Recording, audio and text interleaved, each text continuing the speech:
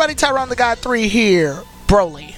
Dragon Ball Super Broly, to be more exact. The movie's been out for quite some time now, and I feel now's a better time than any to go ahead and give a plot summary of the movie and my thoughts on the movie as well. Welcome to part 2 of the Dragon Ball Super movie Broly review, and if you want to know about the history of Broly and myself for that matter in terms of reviewing for this movie, check out part 1, and later on you can check out part 3. Part 3 basically goes over my thoughts on the movie along with some others, KG Prestige and The Insane Game Freak, both great YouTubers that I've collabed with several times, and most of y'all who have watched this channel probably know who they are.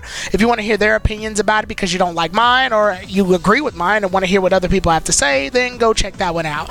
But for this part, we will be going over the movie in its entirety with a brief summary and my thoughts on the movie as a whole. Warning, there be spoilers. If you don't want to watch this video because you're afraid of the spoilers, I would highly recommend you go check out the movie and then go check out this review afterwards, obviously. And obviously that means you would need to check out parts 2 and 3 after you've watched the movie. But you can watch part 1 if you want. It has no spoilers. But with that being said, I'm rambling. So without further ado, let's go ahead and begin the plot of Broly. So the movie begins by reminding us how old these characters are in universe by going back in time 41 years in the past to show that two Saiyans were born with really high power levels. Vegeta, Prince to King Vegeta, ruler of planet Vegeta, yes, I'm aware I said Vegeta 3 times in that sentence, and Broly, who is of no royalty but has a high latent power level that could potentially surpass the young prince given time to grow. This, of course, upsets King Vegeta in more ways than one, in the sense that 1, Broly could grow up to be a threat, and 2, King Vegeta is having an ego trip about his son being a silver medal baby. Because of this, King Vegeta orders his men to evacuate Broly to a far-off planet known as Vampa, a world with little to no resources and large predatory bugs that will more than likely kill Broly upon landing. Paragus pursues Broly by chasing him in a space pod while accidentally bringing along a weak Saiyan soldier with him. It's here that we see a first glimpse of Broly's power. When Paragus lands on planet Vampa, he sees that Broly's already turned into a great ape and killed the large bugs that infest the planet and is eating them for substance. With Paragus being trapped on the planet due to the crash landing, he promptly kills the Saiyan soldier that came alongside with him, Jesus man, and accompanies him and lives on the desolate world with Broly from there on then. So they lived on the planet for 41 years? Huh. We then move forward 5 years after, where Frieza is introduced to the Saiyans on planet Vegeta. Seeing a 5-year-old Frieza is very morbid. Anyway, upon his arrival, he introduces the Scouters that we see the Saiyans use during their initial arrival in the Saiyan Saga. And around this time also, Bardock is introduced and has a bad feeling about the fact that Frieza has ordered all the Saiyans to report to planet Vegeta. How come Bardock's the only one who has this intuition about Frieza? Is it because he's a brilliant scientist? Is this a deduced hypothesis? Anyway, Bardock's curiosities make him cautious about his newborn child, Kakarot, aka Goku. And because of this, he and Kakarot's mother, Gine, make the choice to send Kakarot off to a small, low-level planet called Earth. Okay, I want to take a brief second to pause here and, just talk about this moment for a second, because there's a bit of confusion for those who are old and new fans alike. If you're new to Dragon Ball, you probably have no idea who Bardock and Gine, for that matter, are. And if you're old fans of Dragon Ball Z and you're coming out of this movie after watching it from years of absence, then you're probably wondering what happened to Bardock and why the sudden personality shift. Well, allow me to shed some light on that. You see, there's a manga that Akira Toriyama made after Dragon Ball had ended called Jocko Galactic Patrolman, a sci-fi superhero style manga that follows Jocko, who, for easier words, can best be described as a space cop. In the manga, there is a special chapter known as Dragon Ball Minus. The minus being the symbol for the events that happened before Dragon Ball. In it, Toriyama decides to rewrite Bardock's character, but this time he takes his own perception of who Bardock is.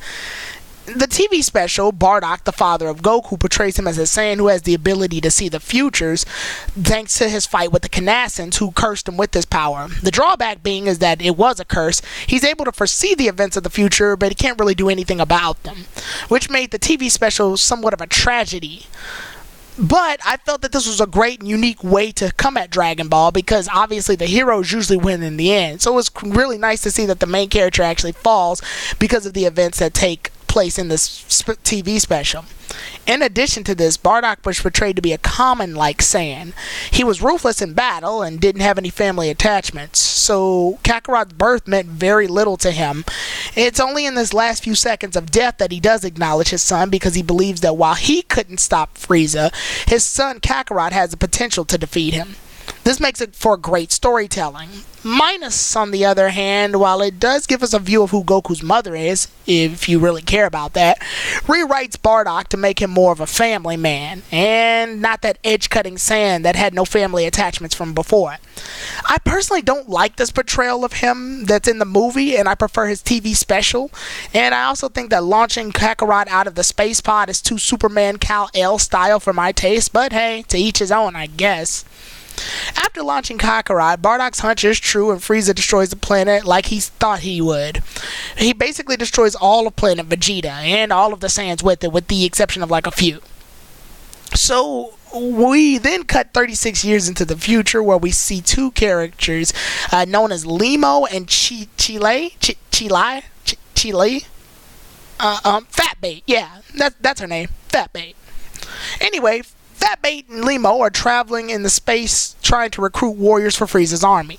Limo states that he's an old guy who joined Frieza's forces just because he needed something to do. Kind of reminds me of Peter from Deadpool. And Chila states that she's a fugitive of her home world, so she essentially joined Frieza's army for protection. Not for nothing here, but is it me or is the requirements to join Frieza's forces kind of low? Welcome to Frieza's Force. We're hiring people at this time, but we need a brief summary of your skills. What do you do? Yes, I eat potato chips and play video games. Okay. So why exactly should we hire someone of your, skill set? Well, who else is gonna play video games and eat chips? Well, that was easier than I thought. While looking for planets, they find planet Vampo, where Broly and Paragus have been living off rocks and bug juice for 41 years. Once spotted, they immediately recruit Paragus and Broly, and Paragus finds this as an opportunity to extract revenge on King Vegeta. When arriving on Frieza's ship, however, after Broly and him avoid a scuffle with another Frieza soldier, Paragus learns that King Vegeta is dead, but still wants to go after the next best thing, his son. It's here we also learn that Chilai took the remote control from Paragus that was keeping Broly under his control. Broly even reveals that he has a rather sympathetic side, not just for his pet monster that he made on planet Vampa known as Ba, but he even has sympathy for his slave driver of a father. After this, we see that Frieza will use Broly's powers to launch a full-on attack on planet Earth in an attempt to retrieve the Dragon Ball, so Frieza can make his wish to become 5 centimeters taller. No comment there. Anyway, we cut to Earth, and when we cut to Earth, Goku and Vegeta are training. Whis asks why Goku seeks more power, in which Goku recalls the events of the Tournament of Power and how it pushed him to greater heights. Vegeta's response is simply to defeat Frieza because he was brought back to life a second time thanks to the deal that Goku made with Frieza prior to the Tournament of Power. Bulma receives a call from Trunks that weak Frieza soldiers somehow passed Capsule Corp's security system and stole 6 of the 7 Dragon Balls, plus the Dragon Radar. Bulma takes Goku and Vegeta to the location of the 7th Dragon Ball, and the only reason she knows is because she was slacking off on trying to get it. Her wish was to be 5 years younger, which, in Bulma's sense, this makes a lot of sense. I mean, in Battle of Gods, she states that she didn't want to say her age because she didn't want to feel old, so it makes sense that she would want to revert back 5 years. Frieza never really showed any self-consciousness about his height, so this was kind of odd to me. Anyway, they meet off against not just Frieza, but Paragus and Broly.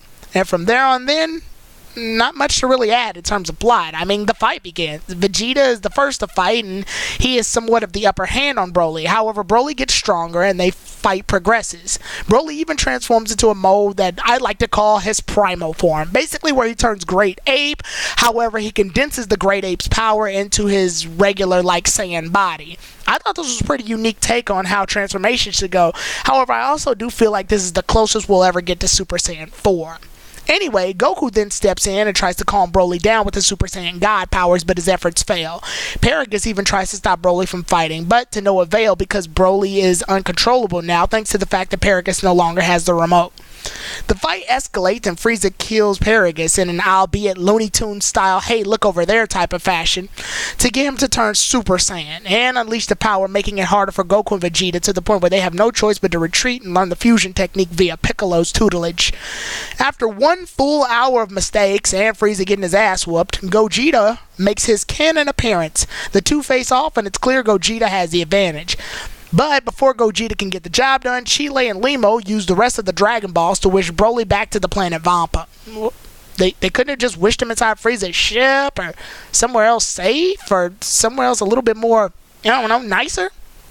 Well, anyway, Frieza tries to kill Chile and Limo before they can get the chance to fly to planet Vampa, but Gogeta promptly stops Frieza, and Frieza heads back to his ship in a whole next time, Gadget, next time fashion.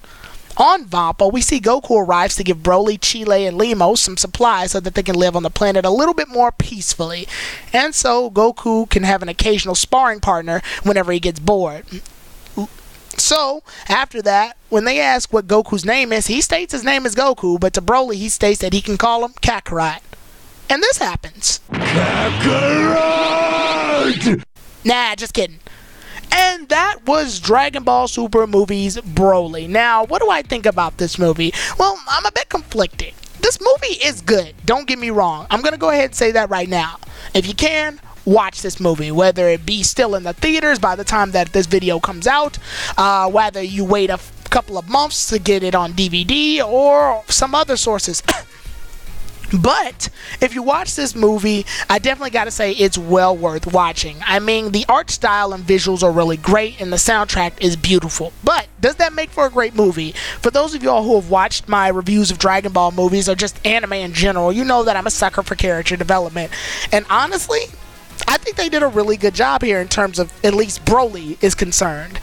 Broly's character is redone very well here, and he's a lot more sympathetic. Granted, I won't say that Broly got a huge character boost. I mean, it's very obvious that Broly reverts back to his Dragon Ball Z-esque self when he fights off against our warriors, but before the fight begins, we do see that there's some layer of depth to Broly. I mean, granted, they didn't really have much to really work off of when they first introduced Broly.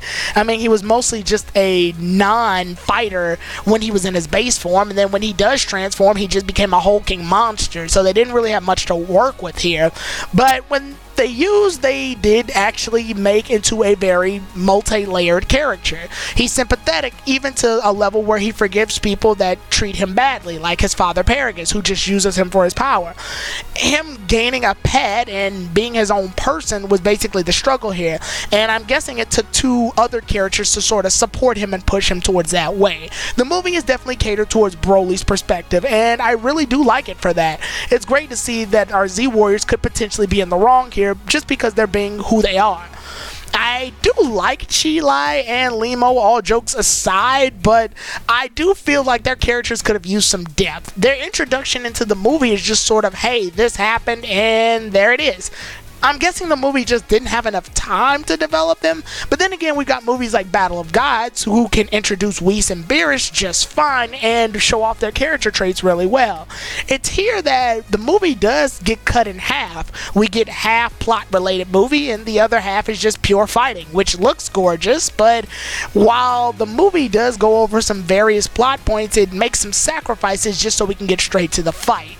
For example, like I said, do we really need Bardock to have this whole, like, let's launch our son to planet Earth moment? Yeah, it may seem nice on paper, but it seems too similar to Superman's story, and that's kind of a turnoff to me. I mean, I feel like we could have just glazed over that and had the whole Goku being launched to Earth thing while Bardock goes out just like he did in the TV special, Father of Goku. As far as other things go, the core problem isn't Broly at all, nor is it even Paragus. They still have their justifiable reasons why they don't like Vegeta, just like in the legendary Super Saiyan Broly movie that came before. My main issue really revolves around our heroes, actually, Goku and Vegeta. Goku in this movie is just sort of Goku, but they revert him to an idiot just like in Dragon Ball Super in general, which I guess makes sense because, you know, in Dragon Ball Super he's an idiot, but that's not the Goku that we're worried about here. I know Goku as a person from his Dragon Ball Z appearance, so to see him act this way is just very offsetting. For him to not know what repugnant means, I mean, even I may not know what the word repugnant means when you first hear it, but I'm sure you can use your context clues based on the way that Frieza said repugnant. But whatever.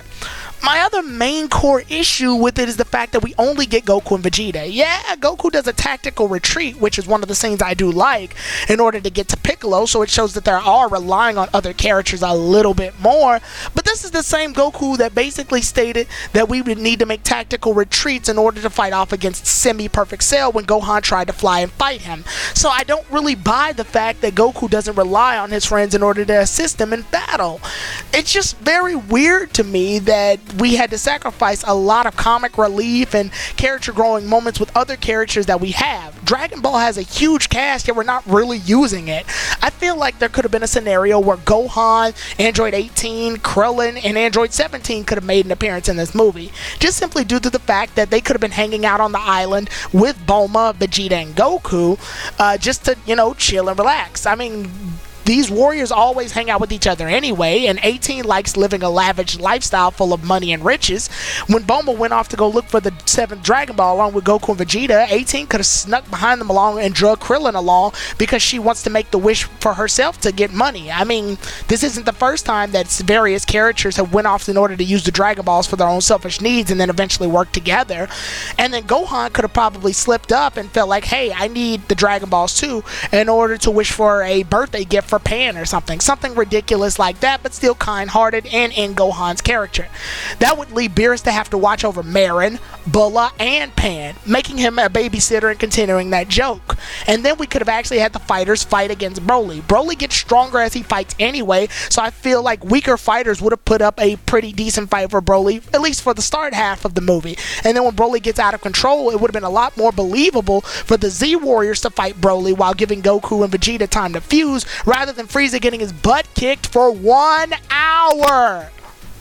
But I digress. I'm just saying there's various ways to use these other characters, and you have such a large cast only so that you can use Goku and Vegeta.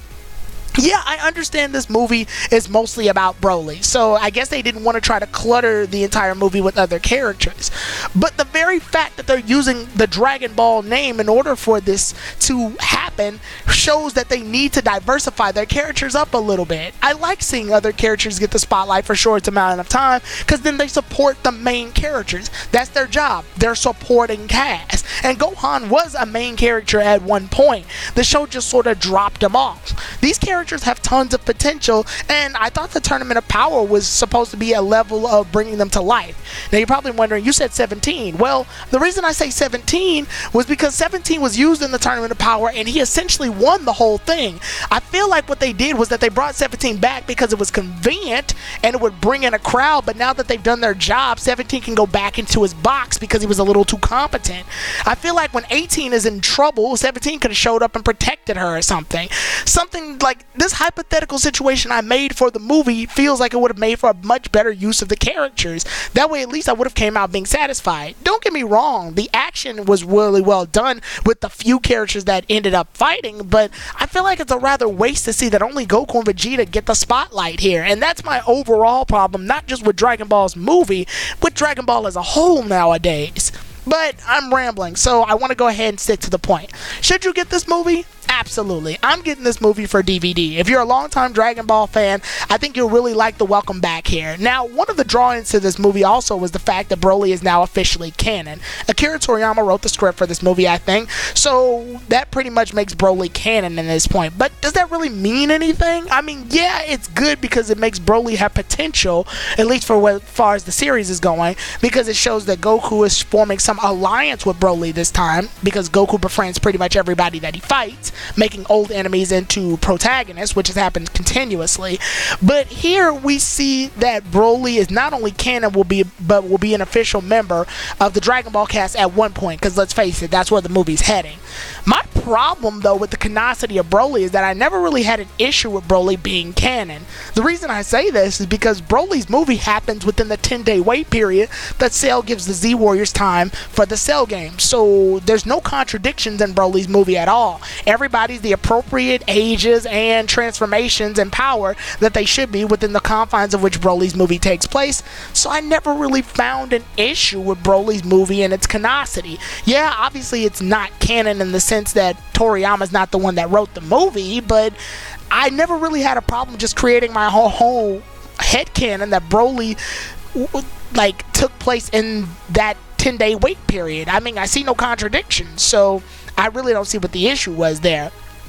But I digress. Broly's canon here now, based on the events that happened after Dragon Ball Super, and with that being said, it does leave open for interpretation. I'm not going to say this is the greatest movie. It is, if I had to put it on a list, I would say this is my second favorite of the Dragon Ball movies, with Battle of Gods still reigning supreme. I mean, yeah, having a 30-minute long fight is nice, and it looks great, but it doesn't mean much if you're not going to focus on the plot and the characters and the world-building aspect. It kind of felt like the plot was leading up to Broly's upbringing, and then once we got that out of the way, it was just straight to the fighting part, which, yeah, is good, but I don't think this movie's gonna have lasting power after it's been, you know, some time has passed. As of now, I say it was a really hype movie and a really great theater experience, especially if you're watching it with other people, but as a standalone film, once you get it on DVD and the dust settles, I don't think it's gonna be able to hold a candle to Battle of Gods, just simply because every time I watch Battle of Gods,